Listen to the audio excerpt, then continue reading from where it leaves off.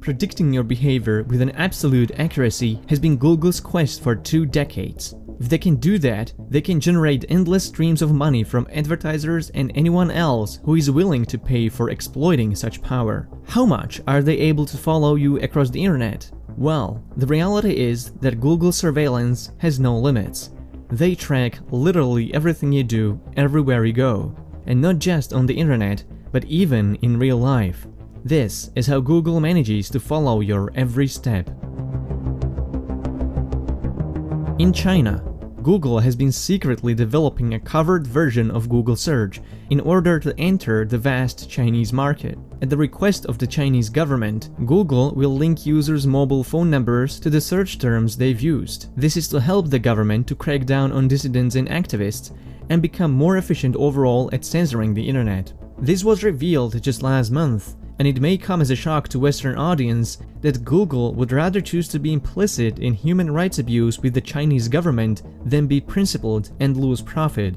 But Google has been doing something similar in Western democracies for ages. Whenever you search for something, Google creates a server log that remembers your browser and OS configuration, IP address, and a cookie planted on your device by Google. The link you click on from the results is logged, and Google will keep a record of the websites you visit from there. If you don't delete this cookie, it will expire automatically after 30 years, essentially logging your entire digital presence. From there, it's trivially easy for Google to link your search history to your phone number. They either have your number from your phone directly or any other Google service you signed up for, like Gmail, YouTube, or Google Play. If they can't get your number from their service, Google partnered with Facebook, Twitter, and other tech platforms to exchange that information with them. If that doesn't work, Google turns to its hundreds of thousands of third-party partners and data brokers like Axiom to buy your phone number from offline databases.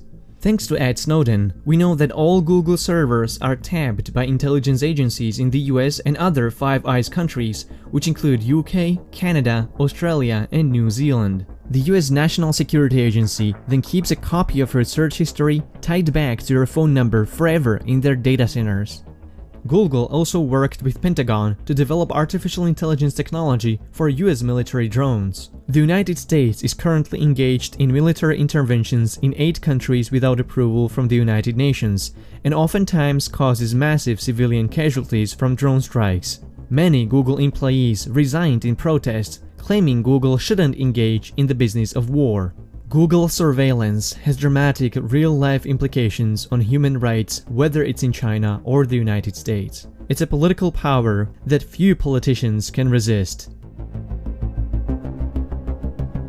If you signed up for Gmail, you didn't just give up your phone number, but some precious information that is unique to your biology. Ever since Gmail came to existence, Google has been actively scanning your emails for keywords to expose you to more ads in your inbox. But Google also used your private emails to study your writing style and the way you type.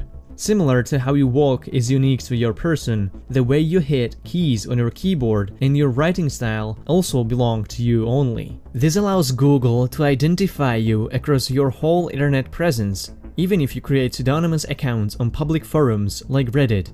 In 2017, Google promised to stop active scanning of Gmail messages, but it was revealed that Google continues to let third-party app developers that use Gmail to scan users' private emails. It would often be the case that employees of Google and its partners ended up manually reading your emails for further unspecified purposes, but mostly for security, app development, and advertising. These third parties are even allowed to further share your emails to their partners and thus multiplying the amount of copies. If you ever deleted your email or even your entire Gmail account, Google visually fulfills your request, but residual copies are kept in their offline backup systems indefinitely.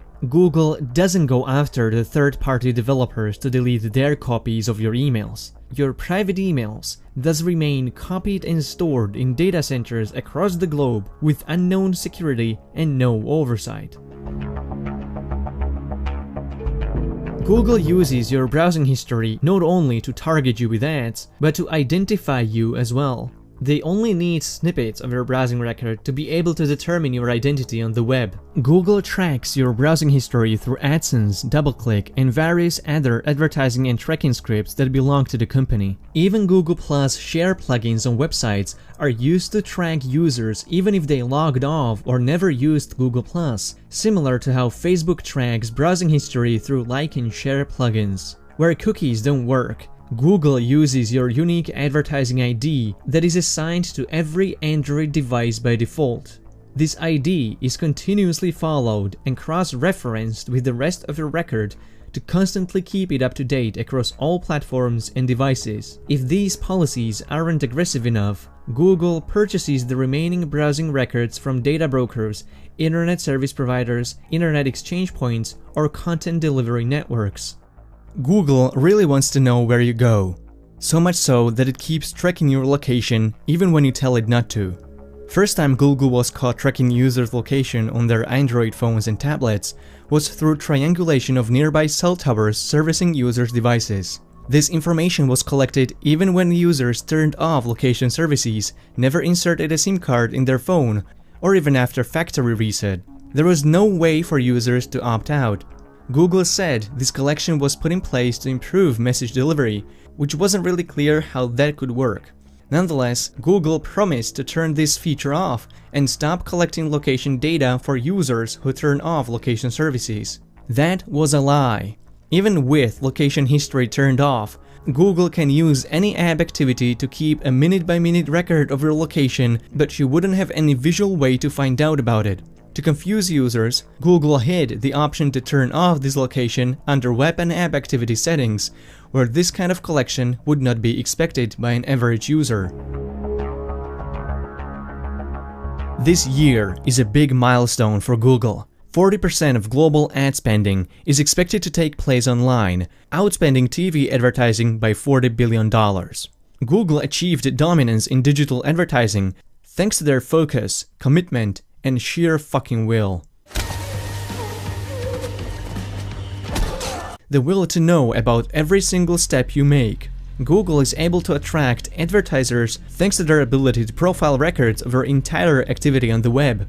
But this time, the corporate behemoth is able to track what you buy even in physical stores. Google partnered with MasterCard and presumably other credit card companies to gain access to roughly 70% of credit and debit card transactions in the United States. These data exchange hands aggregated and in encrypted form.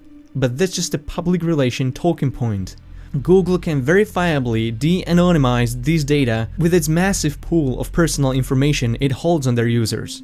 By constantly tracking users' location, Google can correlate when users saw an online ad and walked into a store to buy it, almost entirely irrespective of how much time has passed between the two events.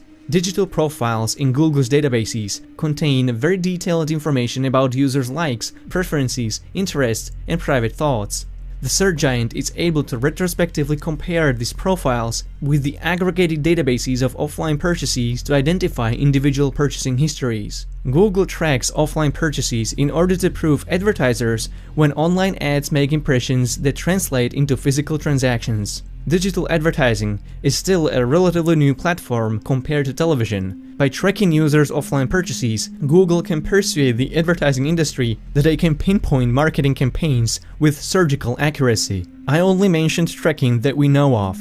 There might be numerous trade secrets, undisclosed agreements, and technologies developed by Google to win the race to get inside people's minds. Google's presence is literally everywhere, and it wants to play God without permission, but it's possible to protect yourself. By avoiding Google services and replacing them with alternatives whenever possible, you can significantly reduce Google's power in your life. Switch to ProtonMail, start using Firefox, search with DuckDuckGo, and install uBlock Origin to block much of Google's tracking machinery.